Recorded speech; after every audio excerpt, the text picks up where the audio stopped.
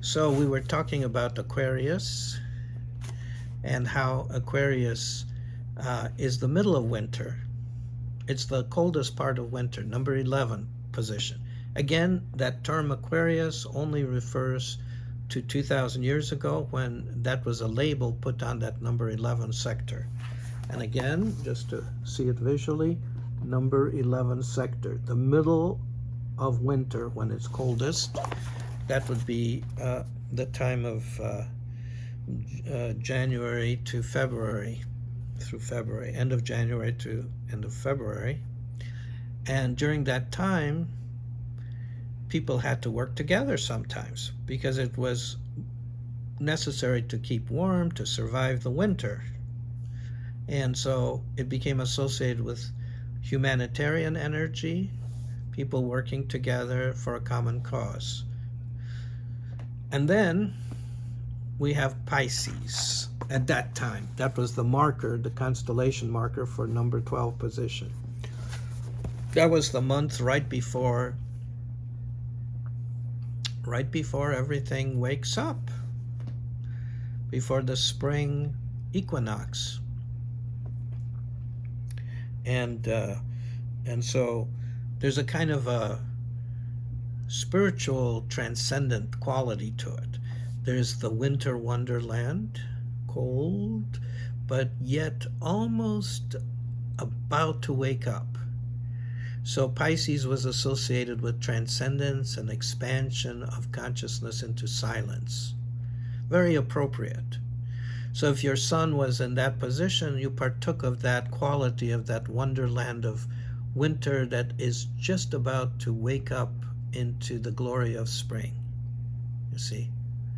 So depending on where your energies were during these main energies, the sun and the moon, it kind of, you could say, influenced your nature. And there's more. The more has to do, as I've mentioned before, has to do with another aspect. So we're going to look at that first, and then we're going to talk about how do we go from this yearly chart, this yearly understanding of energies, how do we get into the daily chart, the exact moment you're born? How does it relate to this big cosmic cycle of the year and to the daily cycle, and how everything is modeled? It's like the model is like from bigger to smaller to smallest. So everything is modeled in a similar way, and I will explain that. But before I explain that, I want to describe a further subdivision that the ancients did. So what they did was they said, well, all right, you and I, we have now an understanding that these 12 sectors of the year, the human activities, they corresponded to different qualities, okay, and different months. There were different months of the year, you know, April, May, like that. So you start with spring at the number 1 position, and then you've got the first month, second month, so on. So you've got March, April, May, June, like that. But what about details? A detail. Suppose you're born in the beginning of the month, or in the middle of the month, or maybe at the end of a month, in the beginning or middle or end of one of these sectors. So your qualities are going to be a little bit different than someone who's, let's say if you're born in the beginning of the month, you might have a slightly different energetics than someone who's born at the very end of the month. When it's, let's say, in the beginning of spring as opposed to the middle, going towards the middle of spring. Different energetics. So the ancients thought of this as well.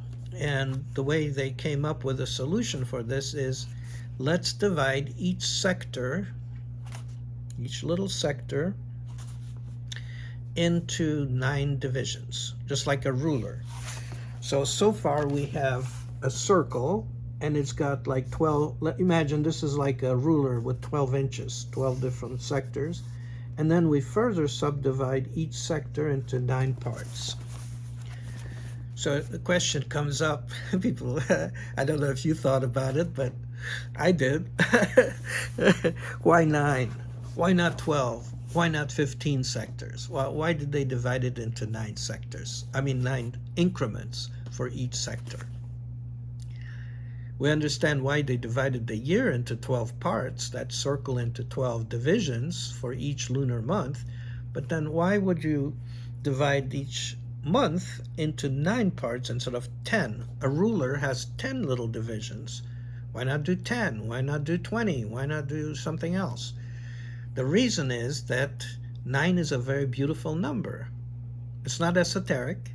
It's just that it allows you to see 3 increments for the beginning of the month, 3 increments for the middle of the month, and 3 increments for the last part of the month, for a total of 9 increments. So you're able to specify, like, if you're born at this little increment, then your qualities are like that. Now, how do you make that practical for someone who's not doing some, I mean, this is spatial arrangement, and you can draw it and you can see it, but how do you make this down to earth for someone who's trying to figure out, okay, he was born, this baby was born at a time when this increment was lively, and they were looking at the moon.